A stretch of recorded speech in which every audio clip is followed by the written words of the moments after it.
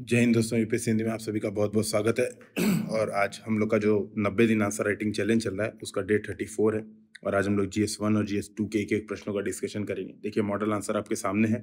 अभी मैं प्रश्न आपको समझा दूंगा। तो प्रश्न है, GS पेपर 1 में फुटलूज उद्योग के उपयुक्त उदाहरणों के साथ भारत के लिए इसके महत्व पर चर्चा कीजिए। ठीक है, तो फुटलूज इंडस्ट्रीज क्या होती हैं वो सब आप सोचिए, उसके बारे में सोचिए, कैसे वो फुटलूज होती हैं, उनकी क्या क्या विशेषताएं होती हैं, और एग्जाम्पल देते हुए बताइए कि भारत के लिए उनका क्या महत्व है, भारत में कैसे वो बेरोजगारी की समस्या का समाधान कर सकता है, कैसे रीजनल डिस्पैरिटी समाप्त कर सकता है। आप GS पेपर 1 में देखेंगे तो GS पेपर 1 में कुछ कीवर्ड्स हमें जरूर लिखने होते हैं, जैसे रीजनल डिस्पैरिटी, ठीक है, बेरोजगारी की समस्या का समाधान, लैंगिक न्याय, ये सब किस तरह से ये आराम से कर सकता है, इसको आप थोड़ा डिस्कशन करेंगे। क्वेश्चन है, with appropriate example of footloose industry discuss its significance for India. ठीक है, तो ये पहला हो गया इंडस्ट्रियल जो लोकेशन वाला जो क्वेश्चन आता है वो हो गया।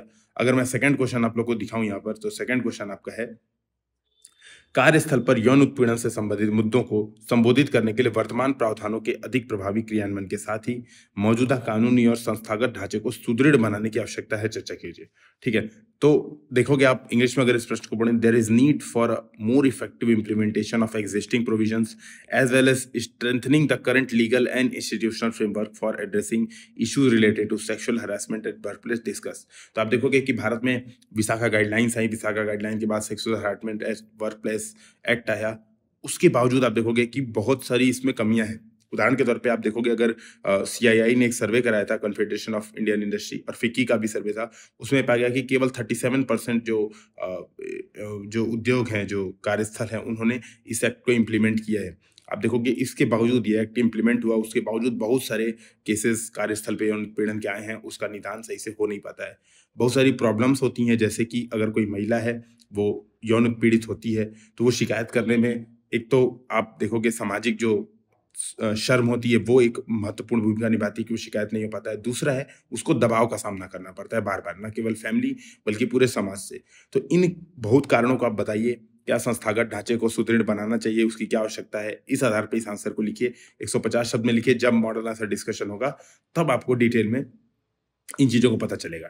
ये कि GS पेपर 1 वाले जो प्रश्न होंगे जिसकी आज हम चर्चा करने वाले हैं, मुख्यतः उद्योग के प्रश्नों में आपको क्या देखना है, कुछ कीवर्ड्स आपके दिमाग में होने चाहिए। जैसे कीवर्ड्स कौन कौन से होंगे, जैसे क्षेत्रीय असमानता है, रीजनल इनइक्वालिटी, ठीक है, या फिर इम्बैलेंस।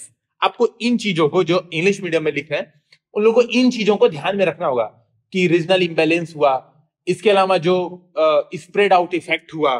ठीक है, स्प्रेड आउट इफेक्ट का क्या मतलब होता है, एक जगह उद्योग संकेंद्रित कर दिया जाता है, इसके बाद जो इसके फायदे होते हैं वो अन्य जगहों पर पहुंचते हैं। तो इन कीवर्ड्स को आपको ध्यान में रखना होगा। जैसे जब मान लीजिए फॉर एग्जांपल आप आंसर राइटिंग कर रहे हैं और आप बता रहे हैं, ठीक है, आप बता रहे हैं कि इस उद्योग का, ठीक है, इस उद्योग से प्रदूषण बहुत कम है या फिर इन्वायरमेंट को नुकसान बहुत कम है, ये वर्ड आप लिख रहे हैं। ठीक है, उस उद्योग, जैसे मैं एक एग्जांपल समझा रहा हूं, आप ऐसे बता रहे हैं कि कोई उद्योग है, इस उद्योग से इन्वायरमेंट को नुकसान बहुत कम है। उसकी जगह मैं अगर लिखूं, ठीक है, उसकी जगह अगर मैं इस कीवर्ड को लिखूं, इस उद्योग का निगेटिव, ठीक है, निगेटिव एक्सटर्नैलिटीज, या फिर हिंदी में लिखूं नकारात्मक बाह्यताएं बहुत कम है, या तो मैं इसका यूज करूं, ये देखिए आप समझ पा रहे होंगे मैं कैसे कीवर्ड्स की बात कर रहा हूं, या फिर मैं ऐसे लिखूं इस उद्योग का कार्बन फुटप्रिंट बहुत कम है। आप समझ रहे हैं, दोनों तीनों चीजें लगभग सेम थी, तीनों चीजों में कोई अंतर नहीं है, लेकिन आप देखेंगे जब एग्जामिनर ये चीजें पढ़ता है कि इस उद्योग का कार्बन फुटप्रिंट कम है, और जब ये चीज पढ़ता है कि इस उद्योग से पर्यावरण को नुकसान बहुत कम है, तो आप समझ सकते हैं जो पर्यावरण को नुकसान बहुत कम है उसका इमेज अच्छी नहीं बनेगी एग्जामिनर के ऊपर। इमेज अच्छी कब बनेगी, जब आप अच्छे कीवर्ड्स यूज करते हैं, जो कि प्रॉपर GS पेपर 1 के कीवर्ड्स है। अब ये कीवर्ड्स आएंगे कहां से, सीखेंगे कहां से, मैं सोर्सेस की ऑलरेडी चर्चा कर चुका हूं। आप NCERT को पढ़ें, जो NCERT की लैंग्वेज है उसको फॉलो करने का कोशिश करें। जो कुछ वेबसाइट्स हैं, जैसे दृष्टि IAS की वेबसाइट है, इसमें जो डेली एडिटोरियल्स आते हैं आप उसको थोड़ा पढ़ेंगे, तो ये जो कीवर्ड्स हैं वो आपके दिमाग में आएंगे और इन चीजों का आपको यूज करना होगा। ठीक है, तो हम प्रश्न पढ़ते हैं और प्रश्न के उत्तर पे चलते हैं सीधे सीधे। तो प्रश्न आज का हमारा, फुटलूज उद्योग के उपयुक्त उदाहरणों के साथ भारत के लिए इसके महत्व पर चर्चा करें। ठीक है, ये बात है, इसको इंग्लिश में पढ़ देता हूं। With appropriate examples of footloose industry discuss its significance for India.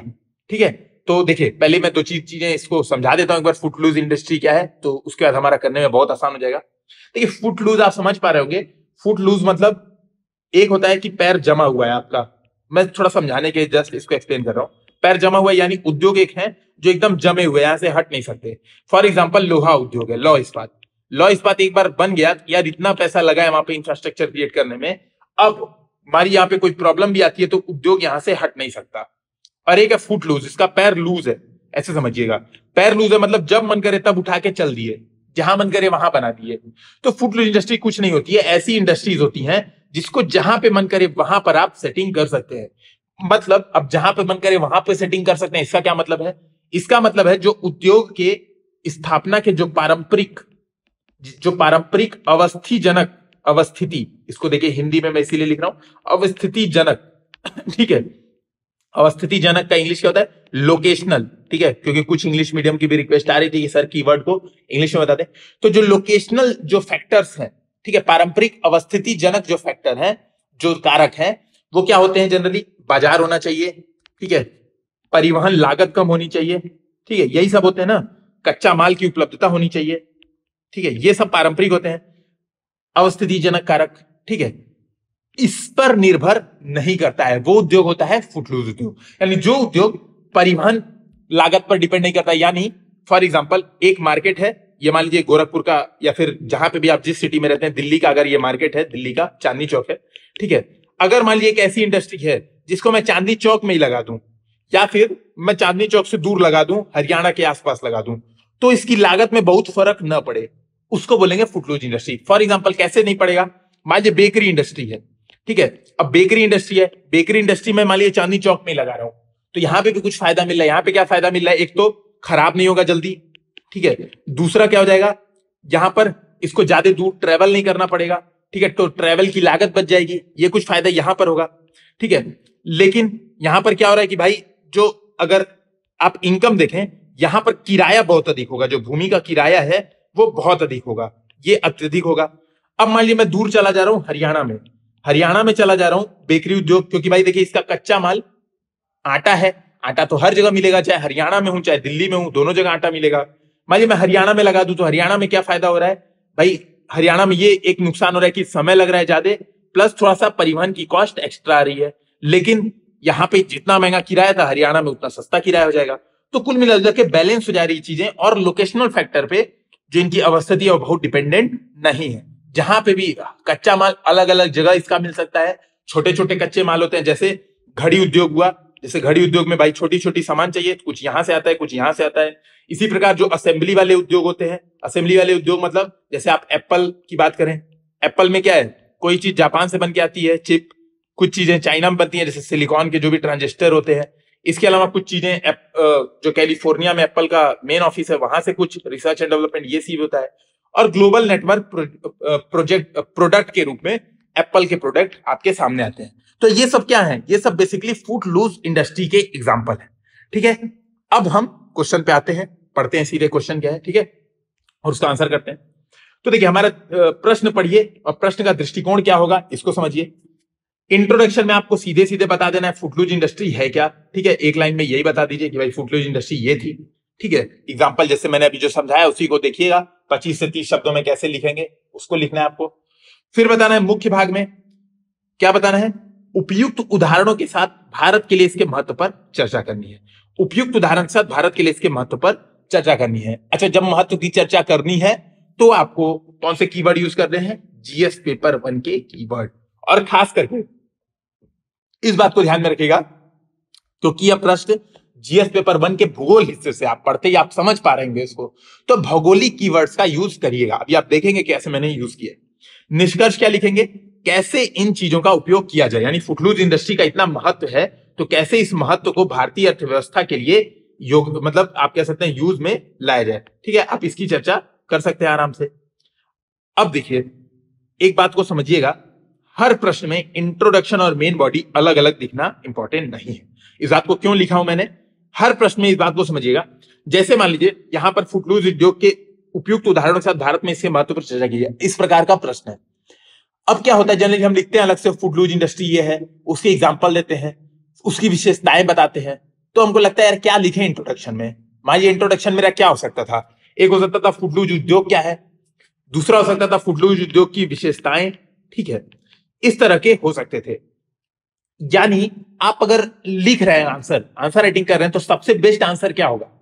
अगर मैं बात करूं सबसे बेस्ट आंसर क्या होगा?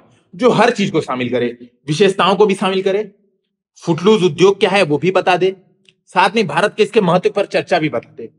और एक बात का ध्यान ये रखे, जो इंसान जिसको सबसे ज्यादा नंबर चाहिए, कि भाई महत्व पर भी चर्चा, क्योंकि मेन क्वेश्चन की मांग क्या है कि आपको महत्व पर चर्चा करनी है, ये मांग भी पूरी हो जाए, मतलब आपको 150 शब्दों में हर काम हो जाए, वही आंसर बेस्ट होगा। ऐसे प्रश्नों में हम क्या करते हैं, जनरली अलगाव जो होता है, जो इंट्रोडक्शन और मेन बॉडी का अलगाव होता है, वो प्रदर्शित नहीं करते हैं, सिंपल फ्लो में लिखते जाते हैं। तो देखिए अब मैंने कैसे लिखा, सीधे बताया, फुटलूज उद्योग ऐसे उद्योग हैं जो अपनी अवस्थिति हेतु पारंपरिक कारकों यानी कच्चा माल, परिवहन लागत, बाजार की उपलब्धता आदि से न्यून रूप से प्रभावित होते हैं। तो मैंने क्लियर बता दिया कि यार ये जो उद्योग है फुटलूज, क्लियर समझाया था कि फुट लूज है इनका, यानी कहीं भी जहां मन करे वहां सेटअप इनका किया जा सकता है, ठीक है। फिर एग्जांपल दे दिया यहीं पे, बेकरी, इलेक्ट्रॉनिक्स विनिर्माण, हीरा उद्योग, आईटी सक्षम सेवाएं। देखिए आईटी सक्षम सेवाओं को जनरली इंग्लिश मीडियम हमेशा ऐसे लिख देता है, आईटीईएस, इसको बोलते हैं आईटी इनेबल्ड सर्विसेज, ठीक है। बाकी तो समझ में आ ही होगा, इंग्लिश मीडियम शॉर्टकट में ये लिख दे, हिंदी मीडियम आईटी लिखे, लेकिन इसके बाद सक्षम सेवाएं लिखना पड़ेगा, ठीक है। आईटी सक्षम सेवाओं के साथ साथ वर्तमान समय में सूती वस्त्र उद्योग भी अपनी विकेंद्रीयता की वृद्धि के कारण फुटलूज उद्योग का उदाहरण है, ठीक है। उदाहरणों के साथ पूछा था, उदाहरण ढेर सारे बता दिया मैंने, क्योंकि पूछा ये प्रश्न में, उपयुक्त उदाहरणों के साथ भारत में इसके महत्व पर चर्चा करें। अच्छा बात को समझिएगा, जो मैंने विशेषताएं बताई आप देखेंगे वर्तमान समय में सूती वस्त्र उद्योग की भी यही विशेषता हो जा रही है। भाई भारत में कपास हर जगह बोया जा रहा है, देखेंगे आप हर रीजन है, गुजरात, पहले क्या होता था कुछ फिक्स एरिया में, जैसे मुंबई, ठीक है, महाराष्ट्र का जो काली मिट्टी वाला क्षेत्र था वहीं मेन कपास का रीजन था। अब क्या आप देखेंगे तमिलनाडु में कोयम्बटूर पठार, उत्तर प्रदेश में, इवन पंजाब हरियाणा, देखेंगे भारत में लगभग सूती वस्त्र का काफी विकेंद्रीकरण हो चुका है। देखेंगे आप बुनकर जो है भारत में हर जगह, इवन गली गली, मैं तो ये वर्ड आप यूज करते हैं कि गली गली बुनकर भारत में फैले हुए हैं, और सबसे बड़ा एक उद्योग ये बन चुका है। पहले ये फुटलूज उद्योग नहीं था, पहले इसकी स्थिति विकेंद्रीकृत नहीं थी, कुछ खास जगहों पे जैसे गुजरात का रीजन, कोयम्बटूर पठार, इन्हीं रीजनों पर फैली हुई थी। अब क्या है, ये पूरे भारत में वितरित हो चुका है। क्यों? क्योंकि कपास आप निर्यात से मंगा सकते हैं, ट्रेन परिवहन सुविधाएं काफी अच्छी हो गई हैं, तो कपास कच्चे माल पे बहुत इफेक्ट नहीं पड़ता है, ठीक है। इसके अलावा जो लागत है, तो लागत आप चाहे जहां भी बने, जैसे मुंबई महाराष्ट्र में, वहां पे देखा होगा आपने जमीन की कीमतें बढ़ गई हैं, तो वहां पे इंडस्ट्री महंगी पड़ती है। इससे बढ़िया जहां भी छोटा सा मार्केट हो, छोटे लेवल पे, छोटे स्केल में ये जो सूती वस्तु उद्योग है ये बना दिया जाए। इसके अलावा बहुराष्ट्रीय कंपनियों का प्रभाव पड़ा है। अब देखेंगे एडिडास है, नाइकी है, ये लोग क्या करते हैं, पंजाब हरियाणा उत्तर प्रदेश के जो छोटे छोटे गांव है वहां पर अपने प्रोजेक्ट दे देते हैं कि आपको इतना सप्लाई करना है। तो ये भी कारण रहा है कि भारत में अब फुटलूज उद्योग में ये कपास उद्योग यानी सूती वस्त्र उद्योग भी आ चुका है, ठीक है। तो ये बात मैंने इंट्रोडक्शन में बता दी, ठीक है, एग्जाम्पल के साथ जोड़ दिया। अब लिखते हैं हम मुख्य भाग। मुख्य भाग क्या लिखना है कि भारत के लिए इसका महत्व ये बताना है, ठीक है। इस महत्व को मैं कैसे लिखूंगा, देखिए लिखने का तरीका देखिएगा, मैंने कैसे लिखा, इसकी कुछ प्रमुख विशेषताएं जो भारत के लिए इसे महत्वपूर्ण बनाती, यानी मैंने जो आपसे बात कही थी कि विशेषताएं भी मैंने यहीं पे बता दी कि इसकी कुछ प्रमुख विशेषताएं हैं जो भारत के लिए इसको महत्वपूर्ण बताती हैं। अच्छा देखिए मैंने आंसर लिखा है 150 शब्दों में, हो सकता है एक दो महत्वपूर्ण विशेषताएं आपको लग रही हो, सर ये भी है, ठीक है, ये आपको लग रहा हो कि सर ये भी एक बहुत महत्वपूर्ण विशेषता, ये आपने छोड़ दिया। तो मैं फिर से कहूंगा कोई बात नहीं, एक आध पॉइंट अगर छूट जाता है उसके लिए परेशान नहीं होना है, उसके पीछे नहीं पड़ना है। आपको क्या करना है, जब आप खुद का आंसर लिखे तो उस पॉइंट को ऐड कर दीजिए। इवन जब मैं आंसर राइटिंग यहाँ पे डिस्कशन करता हूं, क्योंकि मैं जब आंसर लिखता हूं तो 7 मिनट में मुझे आंसर कंप्लीट करना होता है, जब मैं यहाँ पे डिस्कशन करता हूं तो मुझे अगर एक दो पॉइंट एक्स्ट्रा नए याद आते हैं तो मैं यहाँ पे बोल देता हूँ यार यहाँ पे ये भी चीज ऐड कर देना, ठीक है। तो अगर मुझे कुछ याद आ गया एक्स्ट्रा पॉइंट मैं तो बोलता चलूंगा, नहीं तो आप सिंपल सा ध्यान में रखिए, ऐसा आंसर ठीक है, मतलब आपको अच्छे marks, greater than average marks मिल जाएंगे, ठीक है। तो पहला पॉइंट क्या है, इसकी विशेषता विकेंद्रीकृत है, ठीक है। देखेंगे ये उद्योग मैंने शुरू में ही डिस्कशन कर दिया है ना, उसको फिर से समझाने की आवश्यकता नहीं है। तो विकेंद्रीकरण यानी परिवहन एवं कच्चे माल की निर्भरता का अभाव भारत में क्षेत्रीय असमानता, देखिए मैंने क्या लिखा, रीजनल इंबैलेंस में कमी कर सकता है। उदाहरण उत्तरी, यहां पे उत्तरी पूर्वी राज्य लिखना था, ठीक है, उत्तर पूर्वी राज्य, या फिर ठीक है उत्तरी राज्य भी विकसित नहीं है तो कोई दिक्कत नहीं है ना, उत्तरी राज्य भी तो अविकसित है, खाली दक्षिण राज्य तो भारत में विकसित है, ये भी ठीक है।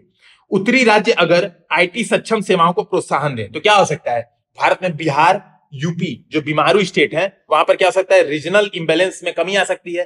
ठीक है, तो इसकी पहली विशेषता ये हो गई, तो भारत के लिए इसके लिए महत्वपूर्ण ये है। दूसरा, लिंकेज इफेक्ट होता है। ठीक है, लिंकेज इफेक्ट मैंने इंग्लिश में लिख दिया है, इसको बोलते हैं अंतर संबद्धता। ठीक है, अंतर संबद्धता आप चाहे तो इसको लिख सकते हैं। ठीक है, अंतर संबद्धता क्या है, उदाहरण के तौर पर एक कच्चे माल पर निर्भरता के बजाय अनेक सेमी फिनिश्ड कच्चे माल का प्रयोग। ठीक है, अब इसकी हिंदी मुझे एग्जैक्टली आ नहीं रही थी, अर्ध जो भी है, अर्ध रूपांतरित समथिंग कुछ होगा, जो भी इसको ध्यान में आप लिख दे हिंदी, अगर आपको याद आ रही हो, मेरी हिंदी थोड़ी कमजोर है। उदाहरण के तौर पर एक कच्चे माल पर निर्भरता के बजाय अनेक सेमी फिनिश्ड कच्चे माल का प्रयोग करते हैं। ठीक है, जैसे आप समझ पा रहे होंगे, जैसे मैंने अभी काफी एग्जांपल दिए, जैसे घड़ी उद्योग, हीरा उद्योग, इसके अलावा मैंने एप्पल का आपको एग्जांपल बताया ही। इसके कारण क्या है, अर्थव्यवस्था में चर घातांकी वृद्धि होती है, क्योंकि देखिए अनेक सेमी फिनिश्ड कच्चे माल का प्रयोग होता है। अब अनेक सेमी फिनिश्ड कच्चे माल यानी अनेक जगहों से चीजें आएंगी, अनेक जगहों से चीजें आएंगी यानी अनेक जगहों पर क्या होगा, विकास होगा, अनेक जगहों पर डेवलपमेंट होगा, वो बात मैंने बताई। उदाहरण के तौर पर आर्थिक समीक्षा 2019 भी, देखिए फिर से इसको कोट किया, और आप देख रहे होंगे पिछले जो हमने 20-25 दिनों में आंसर राइटिंग की प्रैक्टिस की है, मैंने ये आर्थिक समीक्षा में जो असेंबल इन इंडिया है, असेंबल इन इंडिया कार्यक्रम को कम से कम 4-5 बार यूज कर चुका हूं। क्यों बार बार यूज कर रहा हूं, ताकि आपको भी समझ में आए कैसे यूज करना है, इन चीजों का कैसे यूज करना है। तो देखिए मैंने क्या लिखा, उदाहरण आर्थिक समीक्षा में वर्णित असेंबल इन इंडिया कार्यक्रम में इनका प्रयोग, तो क्या कर सकता है, ये अर्थव्यवस्था में चरघातांकी वृद्धि ला सकता है। ठीक है, तीसरा पॉइंट, कुशल श्रमिक, इसकी एक विशेषता ये होती है कि बेसिकली इनमें कुशल श्रमिकों की मांग होती है। जैसे आईटी इनेबल्ड सर्विस देखिए, या घड़ी उद्योग देखिए, आप हीरा उद्योग ही देखेंगे, इसमें क्या होता है, आपको कुशल श्रमिक चाहिए, मतलब स्किल्ड लेबर फोर्स चाहिए।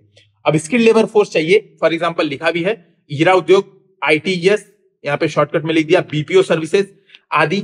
इससे क्या फायदा होगा, भारतीय जनसांख्यिकी लाभांश प्राप्त करने में मददगार होगी। तो एक बात तो ये भी हो गया कि भारत में भाई 62 करोड़ जो युवा जनसंख्या है, उसका जो हमें लाभांश प्राप्त करना है वो भी हो जाएगा।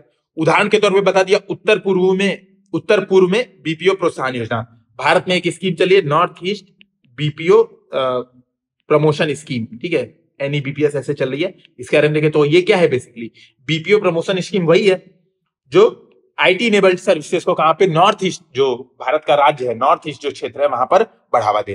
ठीक है, चौथा जो इसकी महत्वपूर्ण विशेषता है वो क्या है, और भारत के लिए उसका महत्व, कि ये उद्योग श्रम गहन एवं निर्यात सक्षम।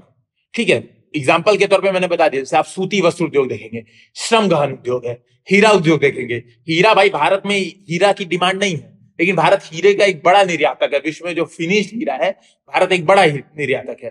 ठीक है, तो आप देखेंगे ये जो निर्यात सक्षमता के कारण, उदाहरण के तौर पे गुजरात में हीरा उद्योग, बेंगलुरु में आईटी सर्विसेज, निर्यात आधारित विकास की भारत में संभावनाएं सुदृढ़ करती हैं।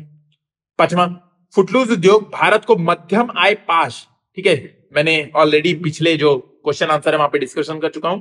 मिडिल इनकम ट्रैप क्या होता है, इसको आप देखें, शुरू के ही कुछ जो वीडियोस हैं उसमें मैं डिस्कशन कर चुका हूं। तो भारत को मध्यम आय पाश से बाहर निकाल सकता है, जिससे हॉस्पिटैलिटी, टूरिज्म इत्यादि अन्य सेवा क्षेत्रों की मांग बढ़ेगी। बेसिकली मैं ये समझा रहा हूं, अभी क्या है, भारत में मध्यम आय वर्ग की आय फिक्स हो चुकी है, इससे बढ़ नहीं रही है। ठीक है, इससे इनकम उनकी बढ़ नहीं रही है, इसी को बोलते हैं, शॉर्टकट में इन्हीं को समझिएगा, इसी को बोलते हैं मिडिल इनकम ट्रैप। कि आप एक फिक्स लेवल का, भारत में ह्यूमन डेवलपमेंट हो चुका है, आप देखेंगे कई साल से 130, 131 रैंक हमारी ह्यूमन डेवलपमेंट इंडेक्स में है, यहीं पे हम रुके हुए हैं, इसी को बोलते हैं मिडिल इनकम ट्रैप। अब क्या है, जब हम फुटलूज इंडस्ट्री इंडिया में अगर बढ़ावा दे दिया गया, और इंडिया में इसका महत्व ये है कि इसको बढ़ावा देने से भारत इससे बाहर निकल सकता है और इनकम बढ़ जाएगी। इनकम बढ़ेगी तो क्या होगा, हॉस्पिटैलिटी की मांग बढ़ेगी, टूरिज्म की मांग बढ़ेगी, जो अन्य सेवा क्षेत्र है उनकी भारत में मांग बढ़ेगी। छठवां, न्यून कार्बन फुटप्रिंट के कारण सतत विकास हेतु उपयोगी। ठीक है, वही बता दिया कि ये जो उद्योग है इनका न्यून कार्बन फुटप्रिंट है। आप कोई भी उद्योग देख लें, चाहे हीरा उद्योग देख लें, और आप दूसरी तरफ जो फुटलूज नहीं है उनको देखें, कोयला, लोहा, तो देखेंगे ये जो हीरा उद्योग है या फिर आईटी इनेबल्ड सर्विसेज है, इनका कार्बन फुटप्रिंट काफी कम है। ठीक है, तो मैंने ये बता के इसकी जो विशेषताएं हैं, भारत के लिए महत्व बता दिया। अब मैं निष्कर्ष लिखूंगा, देखिए निष्कर्ष थोड़ा आज बड़ा हो गया है, मुझे भी ये बात समझ में आ रहा है, आप इसको छोटा करने का प्रयास करें, है ना। मैंने एक बार झटके में लिख दिया, मुझे लगा यार थोड़ा बड़ा हो गया, है ना, रोक नहीं पाए, लेकिन आप इसको थोड़ा कोशिश करें कि 20 शब्दों में निष्कर्ष लिखने का प्रयास करें। ठीक है, जैसे आप कुछ पॉइंट्स काट सकते हैं इसमें चाहे तो। मैंने निष्कर्ष में क्या लिखा, स्पष्ट रूप से भारतीय अर्थव्यवस्था में फुटलूज उद्योगों के महत्व को देखते हुए, ठीक है, तो आप चाहें तो ये काट सकते हैं, सीधे लिख सकते हैं इन उद्योगों के महत्व को देखते हुए नीति निर्माताओं को ये काम करना चाहिए। सिंपल सी चीज है, इतनी बड़ी चीजें यहाँ पे लिखने की कोई आवश्यकता नहीं है, क्योंकि टाइम नहीं बचा, ना ही स्पेस बचा है हमारे पास। ये मैं खुद मान रहा हूं, इस बात को स्वीकार करता हूं, ठीक है। तो स्पष्ट रूप से भारतीय अर्थव्यवस्था में फुटलूज उद्योगों के महत्व को देखते हुए नीति निर्माताओं को सहायक अवसंरचनाएं, इंटरनेट, भूमि आदि उपलब्ध कराने एवं कुशल श्रम, ठीक है, संकल्प, स्ट्राइव योजना आदि के सृजन पर ध्यान देना चाहिए। आप चाहे तो अब यहाँ पे तो 50 चीजें लिख सकते थे, प्रधानमंत्री कौशल विकास योजना, ठीक है, इंडियन इंस्टीट्यूट ऑफ स्किल्स, 50 चीजें थी, नहीं लिख पाऊंगा, क्यों? स्पेस कम पड़ गया। तो यही कह रहा हूं, इस चीज को उठा दीजिएगा यहां से, केवल इतना बचेगा, तो इतना निष्कर्ष लॉजिकल इतना लिखा जा सकता है, ठीक है। तो देखिए आपका निष्कर्ष एक अच्छे तरीके से कंप्लीट हो जाता है अगर आप इस तरह से आंसर राइटिंग करते हैं तो, ठीक है। अब हम देखते हैं अपना नेक्स्ट क्वेश्चन, जो जीएस पेपर 2 का एक प्रश्न होगा। थोड़ा सा बैकग्राउंड आवाज की प्रॉब्लम हो सकती है यहाँ पे, एक सेकंड में रुक जाता हूं, ठीक है, आप तब तक प्रश्न पढ़ लें। प्रश्न क्या है जीएस पेपर 2 में? कार्यस्थल पर यौन उत्पीड़न से संबंधित मुद्दों को संबोधित करने के लिए वर्तमान प्रावधानों के अधिक प्रभावी क्रियान्वयन के साथ ही मौजूदा कानूनी और संस्थागत ढांचे को सुदृढ़ बनाने की आवश्यकता है, चर्चा कीजिए। इंग्लिश में पढ़ देता हूं। There is need for a more effective implementation of the existing provisions as well as strengthening the current legal and institutional frameworks for addressing issues related to sexual harassment at workplace discuss। ठीक है, अब मैं कुछ चीजें बता देता हूं पहले, ठीक है, कुछ चीजें हम पहले डिस्कशन कर लेते हैं, उसके बाद टॉपिक समझेंगे। देखिए, आपने पता होगा 1997 में एक आई थी विशाखा गाइडलाइन, विशाखा दिशा निर्देश, ठीक है, बहुत फेमस विशाखाबाद में विशाखा दिशा निर्देश सुप्रीम कोर्ट ने बनाया था। बोला था sexual harassment at work place Bharat में एक बड़ी समस्या है, इससे बचने के लिए ये काम किया जाना चाहिए, ठीक है। सुप्रीम कोर्ट ने पूरे दिशा निर्देश दिए थे। अब सुप्रीम कोर्ट ने दिशा निर्देश दिए थे, उसी दिशा निर्देश के क्रियान्वयन के लिए भारत में कानून लाया, कार्यस्थल पर महिलाओं का यौन उत्पीड़न रोकथाम अधिनियम 2013, इसको इंग्लिश में बोलते हैं sexual harassment at work place prohibition act, ठीक है। ये एक्ट 2013 आया।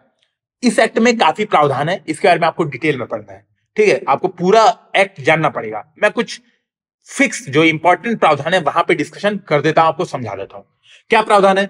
अगर आपकी कंपनी में 10 से अधिक कर्मचारी हैं तो आपको इंटरनल कंप्लेंट कमेटी का गठन करना अनिवार्य होगा, ठीक है। अब इसकी जो संरचना इंटरनल कंप्लेंट कमेटी की आपको देखनी होगी।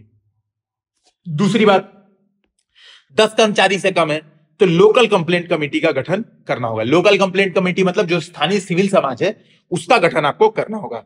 इसमें एक जो प्रमुख प्रावधान उसमें यह भी है कि 3 साल का कारावास हो सकता है अगर आप अपराधी पाए गए तो, ठीक है। उद्देश्य क्या है?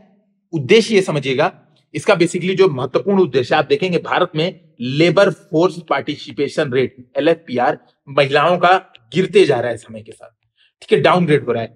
एक जो प्रमुख कारण है इसे डाउन होने का, ये सुरक्षात्मक कारण भी है कि आप देखेंगे भारत में जो महिलाएं हैं वो बाहर, घर से बाहर अधिक दूर तक नौकरियां घर वाले अलाउ नहीं करते हैं, तो एक कारण ये प्रमुख है, ठीक है। तो ये जो एक्ट है इसके माध्यम से ये चीजें लाई गई। अब देखिएगा, कुछ आंकड़ों की चर्चा कर दे रहा हूं क्योंकि यही आंकड़े यूज करने हैं, जब क्वेश्चन समझाऊंगा तो आप समझ जाएंगे। वहां पे महिला आयोग ने अपनी रिपोर्ट में देखा कि आज जो सेक्सुअल हरासमेंट के केस है वो लगातार भारत में बढ़ रहे हैं, ठीक है, तो घट नहीं रहा है। एक्ट 2013 में पारित हो चुका है, फिर भी अभी जो रजिस्टर्ड केस है उसमें कुछ कमी नहीं आई, यानी क्रियान्वयन में कुछ कमियां हैं। दूसरा, फिक्की ने देखा, फिक्की, ठीक है, federation of Indian chamber something है, फिक्की ऐसे लिखते हैं सीधे। फिक्की के अनुसार ग्रेटर देन जो 50% आईसीसी में जो लोग नियुक्त हैं, आईसीसी मतलब इंटरनल कंप्लेंट कमेटी में जो लोग नियुक्त हैं वो अप्रशिक्षित हैं, यानी इनको पता ही नहीं है, मतलब बस कोरनम पूर्ति हो गई, ठीक है, बस ठीक है कर दिया किसी तरह से। इसी प्रकार आप देखेंगे कि हैश मीटू अभियान जब से आया है तब से आप देखेंगे लगातार इन चीजों का खुलासा हो रहा है कि sexual harassment at work place एक रियलिटी है इंडिया में, ठीक है, और केवल इंडिया में नहीं पूरे वर्ल्ड में, ठीक है, पूरे वर्ल्ड में ये चीज एक रियलिटी है। तो आप इस बात को देखेंगे, है ना। कुछ आंकड़े मैंने बताए, इसके अलावा एक जो आंकड़ा है मुझे एग्जैक्टली वो जो कमेटी है उस कमेटी के बारे में नहीं पता, ठीक है। इन्होंने बताया कि 36% लोगों ने ही केवल इंटरनल कंप्लेंट कमेटी का नियुक्ति किया है, यानी समझ रहे हैं आप कि भारत में 2/3 जो कंपनियां उन्होंने इंटरनल कंप्लेंट कमेटी की नियुक्ति की ही नहीं। तो ये सब कुछ प्रॉब्लम्स हैं भारत में, ये जो एक्ट है इससे रिलेटेड। अब हम देखते हैं प्रश्न की मांग क्या है, वाकई में करना क्या है, ठीक है। कुछ आंकड़े आपको समझ में आ गए होंगे, ये जो मुद्दा है sexual harassment at work place, इसको गूगल पे सर्च करें, इसके बारे में और डिटेल में आप पढ़ें। अब क्या है, और तभी आंसर लिखें, है ना। तो देखिए क्या बोला है, कार्यस्थल पर यौन उत्पीड़न से संबंधित मुद्दों को संबोधित करने के लिए वर्तमान प्रावधानों के अधिक प्रभावी क्रियान्वयन के साथ ही, तो पहला बात बोला है कि मुद्दों को संबोधित करना है, दूसरा बोला है वर्तमान प्रावधानों के अधिक प्रभावी क्रियान्वयन के साथ ही, तीसरी बात कह रहा है मौजूदा कानूनी और संस्थागत ढांचे को सुदृढ़ बनाने की आवश्यकता है, इस पर चर्चा कीजिए। 3 पार्ट आपको दिख रहे होंगे, यानी पहले मुझे यह समझना पड़ेगा कि मुद्दे क्या है, कुछ मुद्दे शॉर्टकट में बताने होंगे, ठीक है। जैसे फॉर एग्जांपल जांच नहीं हो पाती है समय पे, जांच हो गई तो कार्यवाही नहीं हुई, ठीक है। जो ऊपर बैठे लोग हैं, जो लोग सेक्सुअल हरासमेंट जैसी गतिविधियां करते हैं, अधिक शक्तिशाली हैं।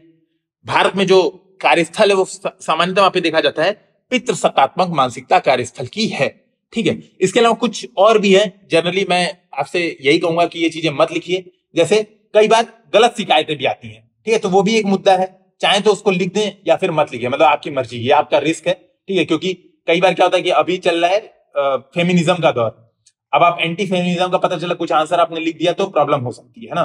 इस बात को समझते हुए आप चाहे तो 1-2 पॉइंट लिख दें, नहीं तो ना भी लिखेंगे तो चलेगा। अब इस बात को समझिएगा, मुख्य भाग में आपको क्या लिखना है। मुख्य भाग में देखिए क्या है, वर्तमान प्रावधानों का अधिक प्रभावी कार्यान्वयन क्यों आवश्यक है, तो मैंने कुछ आंकड़ों से बताया और वही आंकड़े आपको यूज करने हैं मेन बॉडी में। आपको बताना है कि वर्तमान जो प्रावधान है, पहले कुछ प्रावधान पॉइंट में बताने। देखिए 150 शब्दों में आंसर लिखना है, ये आंसर 150 शब्दों में लिखना बहुत जटिल कार्य है। तो आप इंट्रोडक्शन में कुछ मुद्दों को बताएंगे कि वर्तमान में ऐसे कुछ मुद्दे हैं।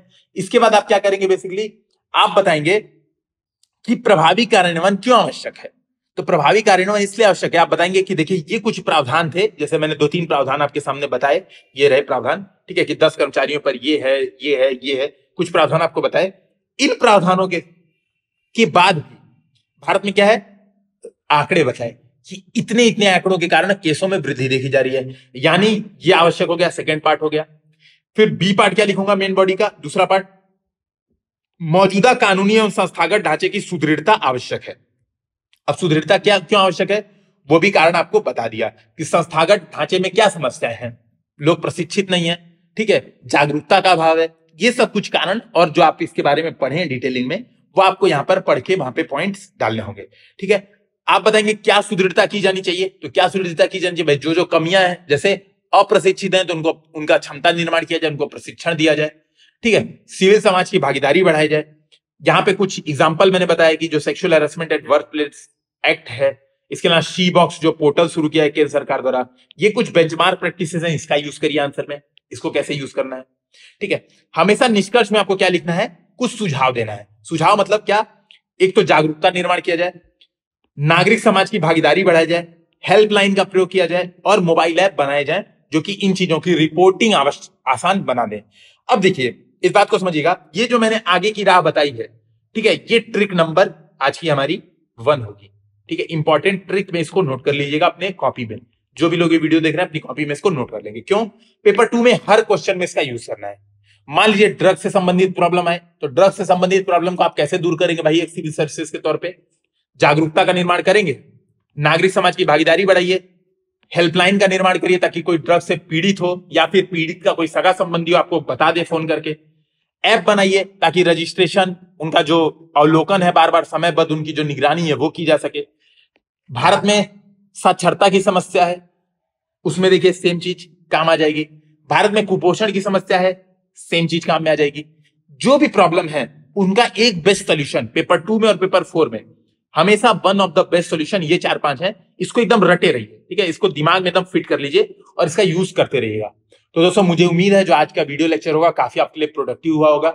नीचे कमेंट सेक्शन में अपनी राय रखें, बताएं कि जो हमारा नया फॉर्मेट है, जो हम थोड़ा इंप्रूवमेंट करते जा रहे हैं समय के साथ, आपको कैसा लग रहा है। साथ में इस बात को ध्यान रखें, अगर आपने अब तक सब्सक्राइब बटन को क्लिक नहीं किया है, इसे शेयर नहीं किया है, तो कृपया इसे जल्दी से जल्दी शेयर करें, सब्सक्राइब करें और अपने दोस्तों को बताएं इसके बारे में। धन्यवाद।